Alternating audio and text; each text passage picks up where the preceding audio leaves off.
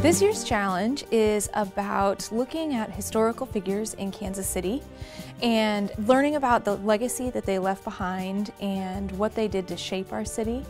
And then what the kids are doing is taking information from a particular historical figure that they've chosen, and then they are not only using the influence of that person, but then they are going to take that information and create their own legacy that they would like to leave in Kansas City's future. We have students involved from Blue Valley North High School. We also have 6th and 7th grade students from Leawood Middle School here in Blue Valley. And then we also have high school students from Paseo Academy, and then also middle and high school students from Lincoln College Prep Academy in Kansas City, Missouri.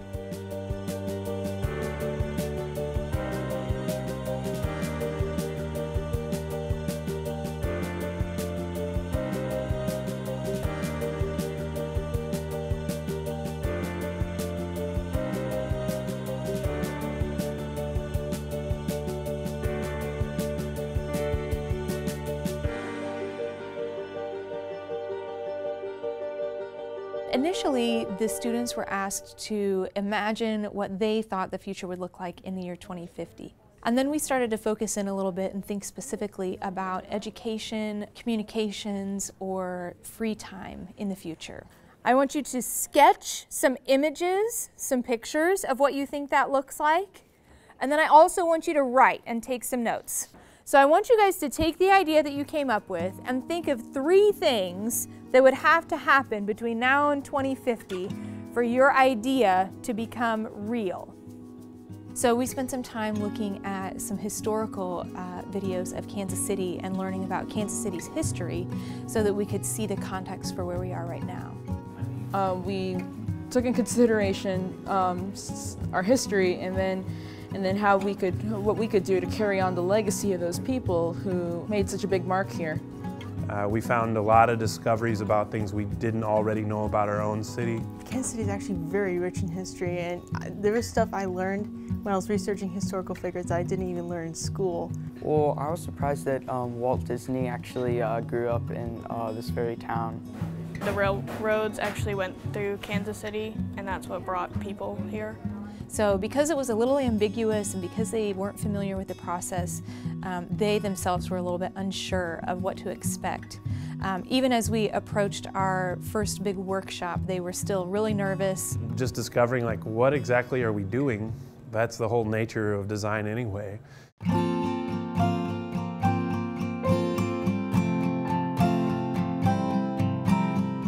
After our bus ride to the KU Edwards campus, we were entered the room with tons of other students from different schools. And we sat with different people, and it was really awkward at first because we didn't know each other. And we kind of just like looked at each other and just like, huh, who's this human? And we had Ms. Crane speak to us about what the whole design challenge was about and what we were going to do throughout the day. We're going to be learning how to work with people that come from all different places, have totally different ideas, and learn how to share those ideas so that we can come to a consensus and work together as a team. So that by the end of the afternoon, your team is going to be presenting an idea that will hopefully win. We're having a little competition here today. She's very good at keeping everything moving really fast, so really nobody had time to decide not to do things. We really had to just jump in. In our group, Ms. Crane gave us worksheets that basically helped us develop an idea and brainstorming and using other creative skills to help us take an idea and then condense it down into something more of a plan. So I really liked that. If we have a fixed mindset about something, if we think that we can't do something, that we can't accomplish something in a particular area, we need to be able to grow out of that, because you're not going to be able to leave a legacy on Kansas City if you don't think beyond yourself. One of the questions that I remembered from the KC Design Challenge was, what kind of legacy will you leave behind?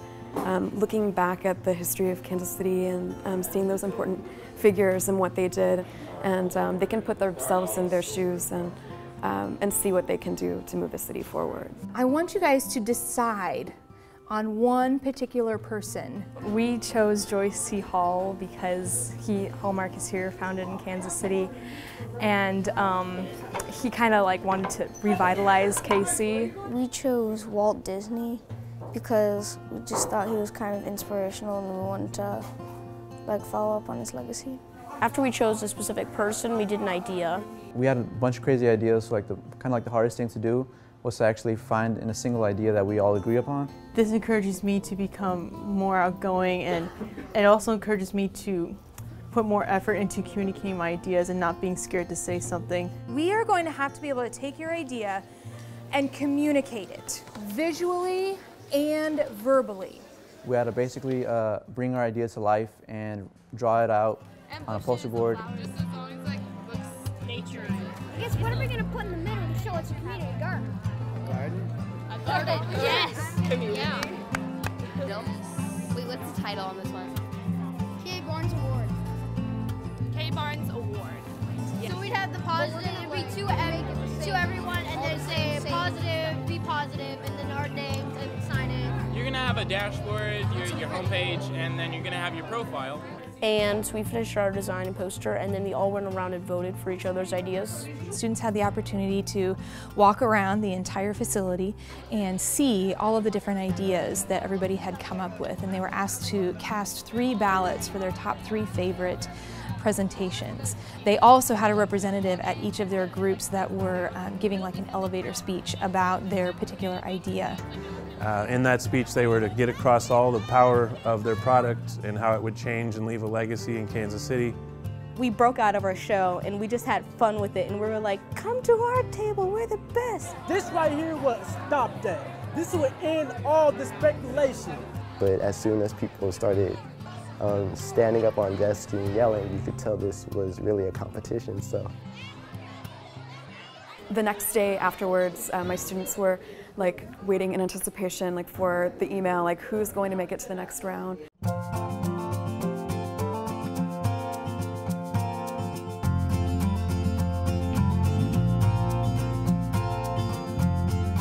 As kids become more responsible for what they're learning through this process, they take more and more ownership of it. So it's less being told what to do, it's more being prompted what to do. We started the day with kind of an overview of what the Design Learning Network is, how we collaborate with all kinds of different people. And then after that, we invited Dr. Rex Young to offer the keynote.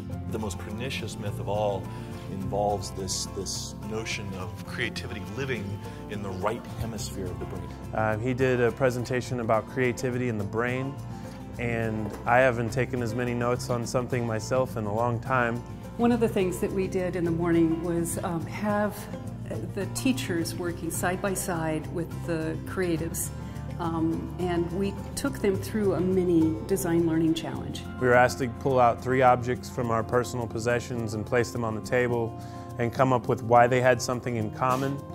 And we used the same criteria that the students were going to be using. This unconventional kind of thinking leads to the really powerful discussions between any mind of people. The first part, the professional development part in the morning, was great. I loved hearing about the creative process. I think that's beneficial to both educators and professionals. At the Art Institute, we met back up with our group members. It was just the second time that I saw them again, so I was pretty excited. I didn't necessarily remember all of their names, but we got it. What we're going to be doing next is entering a rapid feedback session. Students got a chance to give their ideas to industry professionals and teachers and coaches. They had 3 minutes and then moved from table to table, working with the different mentors, getting as much feedback as they could on their idea. Our main idea is to connect the love of technology with nature so that kids can go outside and still play and interact with each other. Is there some new form of recreation that you could see evolving out of this? Every time they talked to another person, they had to refine that speech. In addition to that, there are also many art and animation programs since we were inspired by Walt Disney to create this. It would be awesome if I could actually get onto their assignment while they're working, and if I'm helping them, so I have access to what they're currently working on. It was so interesting to go back to the original group that I had and they were like, oh my gosh, our idea just changed dramatically, and they were excited about it. And that really helped us a lot, since every person that came by our table, they actually had a different improvement, a different idea that we could incorporate into our final design, and that really kind of made the whole design flourish. So at this point in time, guys, we are going to be entering into the part where you are prototyping your ideas. One of those ways is going to be a 3D model. You're going to build a three-dimensional prototype. The second thing that you guys are going to have to do is create a visual concept map or storyboard. It's really great to see students engaged in finding a way to put their ideas on paper and present them in a logical way. That's something that you don't usually learn in school. It was so fun for me to watch them engage with each other and to organize among themselves to solve these problems. I think the aspects that are most rewarding to students are really based in being able to figure out within the group where the leaders are, where the support comes, and how the group determines how to move through a project creatively while at the same time giving everyone a voice. So it was really refreshing in this case to see, junior high school students working along, high school, juniors, seniors, and still getting, having a place at the table. I thought the collaboration with the younger students was very fun. We both gave each other something we could take away, other ideas and skills from each other. From the younger students, I learned that it's okay to be fun in your ideas. Not everything necessarily has to be realistic. In this particular challenge, this is one of the first ones where we had the opportunity to begin to integrate some of the technology that's offered by Autodesk. And we used the Autodesk app Pixlr to actually take pictures of everything that we had, because our project was so big that we couldn't just show it up there because we wouldn't be able to show everything. We used the sketchbook program to sketch out our ideas on our devices, and from there we did it on the posters, and so that was helpful. I mean, I still have it and I use it all the time. And then we went straight into presentations where they had 6 minutes to tell us what their idea was and wow the crowd.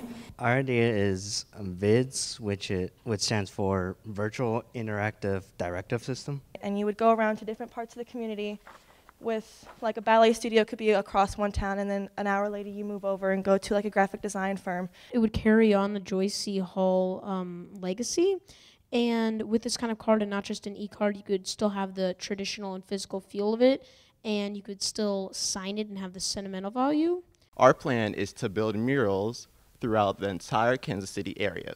This project will help honor Kansas City and help individuals, Kansas Cityans, and tourists remember the legacy of Walt Disney.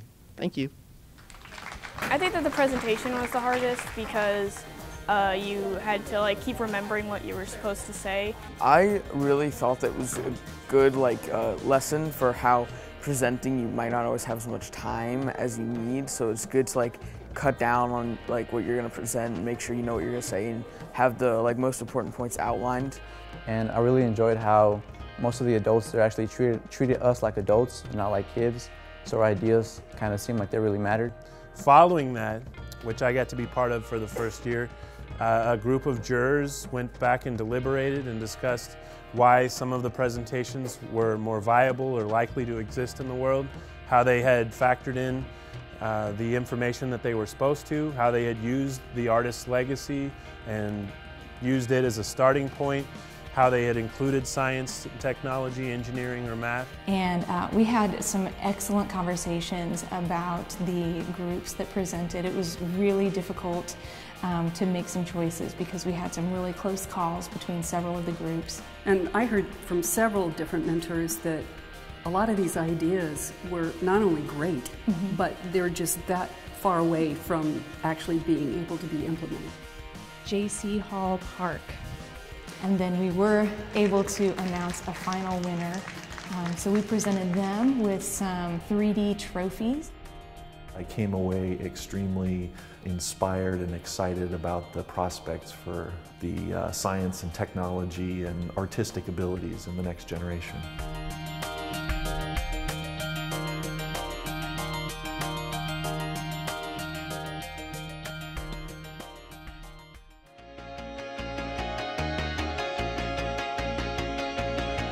This is something definitely anybody could do, and it's really fun. You just have to use your brain and be creative about it. It was a great experience. I really liked doing this, and I'd love to do it again. I really love how all of us had different ideas, and I really love how we had a vision for Kansas City. Kind of a word we don't hear in school all the time, fun. And I really did see students experiencing fun instead of just experiencing learning. They really did come as a package deal.